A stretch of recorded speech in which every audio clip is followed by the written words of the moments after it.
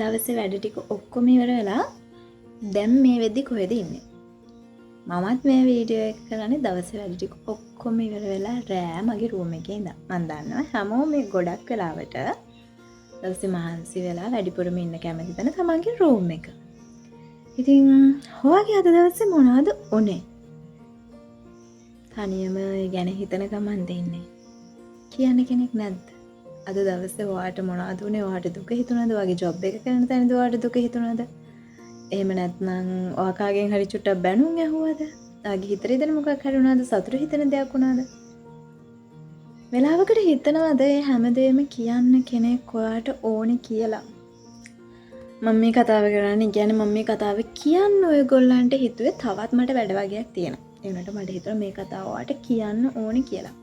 දැන් ගොඩක් අය ගොඩක් වෙලාවට තමන්ගේ ලයිෆ් එකේ ඩේ එක කොයි විදිහටද ස්පෙන්ඩ් උනේ කියන එක කතා කරන්නයි හොයනවා. මම දැකලා තියෙනවා තරුණ ළමයි එහෙම වෙලාවකට ස්ටේටස් දානවා. මගේ දවසේ අවසානයේ වෙච්ච දේවල් කියන අනේ මටත් කෙනෙක් හිටියානම් කියලා වගේ.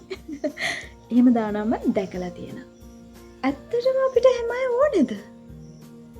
අපේ ඩේ එකේ වෙච්ච දේවල් කියන්න කෙනෙක් අපිට ඕනේද මං අහන්නේ?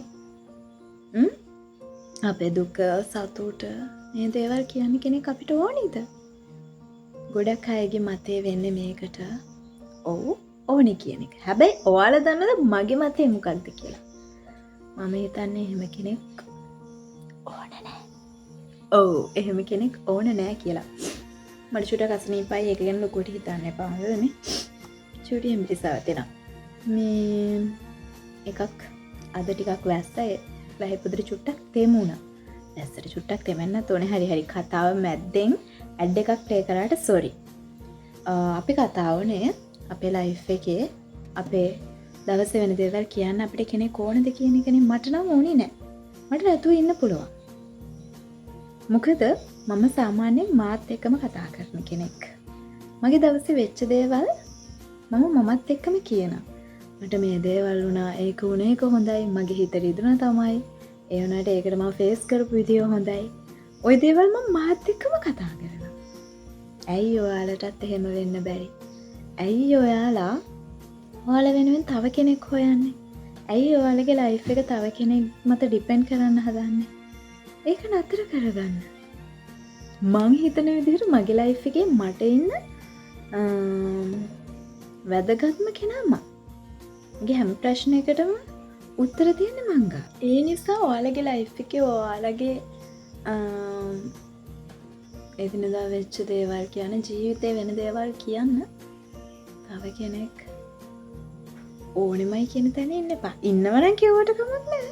එයාත් එක්ක ෂෙයා කරගන්න. එයා කැමති නම් ඔයාගේ දවසේ ඔයාට උනේ මොනවද? ඔයාට දුක හිතුණාද? ඔයාට සතුට හිතුණ දේවල් වුණාද කියලා දැනගන්න. ඉතින් ඒ කෙනෙක් එක්කලා වගේ දේවල් ෂෙයා කරගත්තට ඉන්නවනම් කමක් නැහැ. හැබැයි නැත්තම් අනේ මට නෑනේ, මට එහෙම කෙනෙක් නෑ, හරියට ඉන්නවා, මෙයාට ඉන්නවා කියලා හිතලා දුක් වෙන්න එපා. ඔයාගේ හොඳම යාළුවා, ඔයාගේ පාර්ට්නර් මේ හැමදේම ඔයාවම කරගන්න. මම හිතන්නේ ඒක තමයි ඔයාලගේ ලයිෆ් එකේ ඔයාලා කරන හොඳම දේ. ඉතින් මේ චූටි කතාව මට ඔයාලට කියන්න ඕනේ කියලා හිතුණා. මට තව පොඩි වැඩ වගේක් තියෙනවා. ඒ වැඩ ටික කරන්න ගන්න කලින් මම හිතුවා මේ දේ ඇත්තටම මෙහෙම කෙනෙක් අපිට ඕනේද කියන එක. ඉතින් මට හිතුණා ඔයාලත් එක්ක මේක ෂෙයා කරගන්න. මොකද මම දැකලා තියෙනවා ගොඩාක් අය ඒ වෙනුවෙන් අය හොයනවා. ඉතින් එහෙම ඕනේ නැහැ. හොඳේ. එහෙම ඉන්නවනම් ෂෙයා කරගත්තට කමක් නැහැ. හැබැයි ඕනෙමයි කියලා එකක් නැහැ.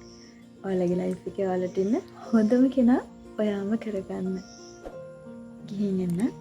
ආයෙමත් ඔයාලා මතක් වුණ ගමන් වීඩියෝ එකක් අරගෙන එන්න.